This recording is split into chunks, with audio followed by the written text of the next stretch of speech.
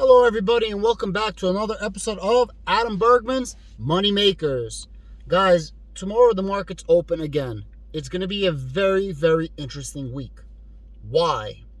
Over the last couple of days, specifically over the weekend, there's been a lot of movement with Russia and Ukraine. So Ukraine is fighting back. Ukraine is taking eastern parts of Kharkov back. Ukraine is taking or pushing back the northern part of Mariupol. And Ukraine still has Kiev, right? Russia was never able to take Kiev. That's all fine and dandy. But now there's reports, and I want to say reports because we don't actually know what happens because this is from our media, that a Russian general was run over by a tank by his troops. I know for a fact that Russian morale is shit right now. I know for a fact it's so down. The Russian army is ill-equipped, ill-prepared, and ill-managed and supervised.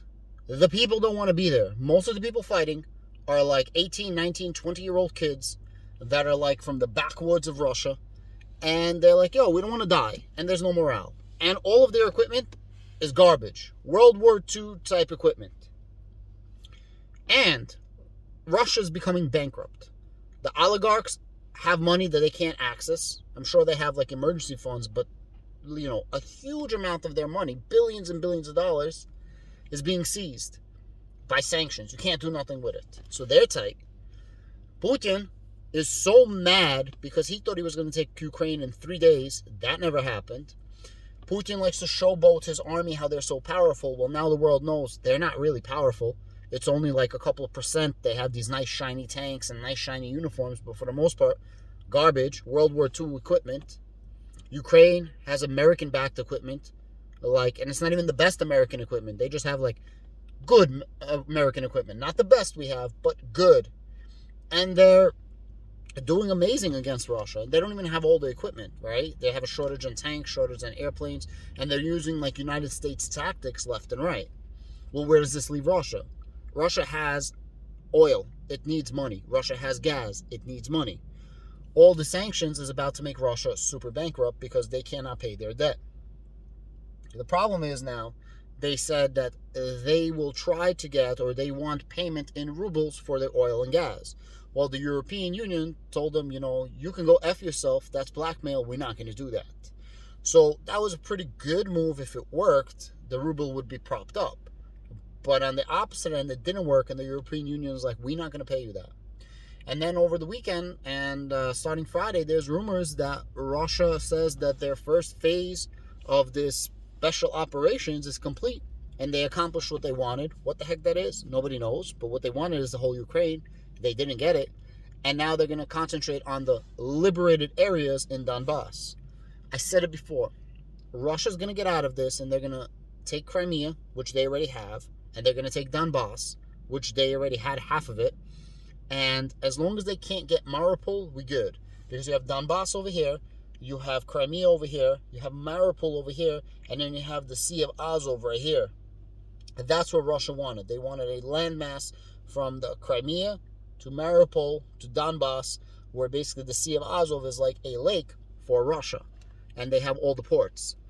Everything else was going to be extra. Taking all of Ukraine is extra, taking Odessa is extra, and it's just not going their way. Literally in the last, during this operation, they lost more people than in the entire 9 years they were in Afghanistan. Let me rephrase what I just said. In this special operations, they got more damage than they did in the whole 9 years of Afghanistan.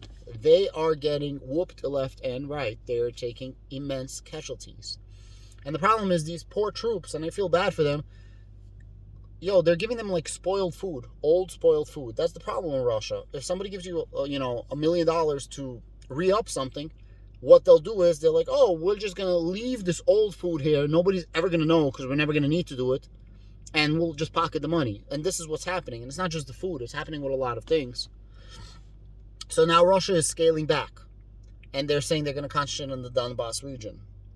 that's going to be a way out of this war, because they're going to say we accomplished what we wanted to do. We liberated the Russian people of the Donbass regions that were being attacked by Ukrainian nationalists, Ukrainian Nazis, and we went into Ukraine.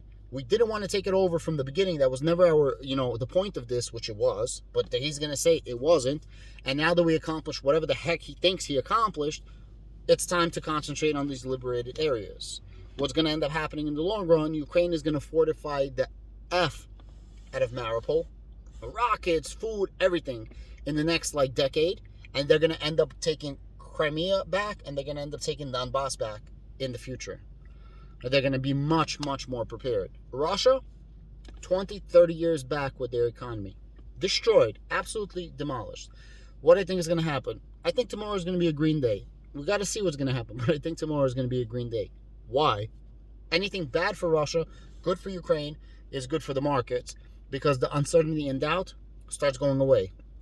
You see, it's not necessarily what is going to happen or what is not going to happen that makes red days.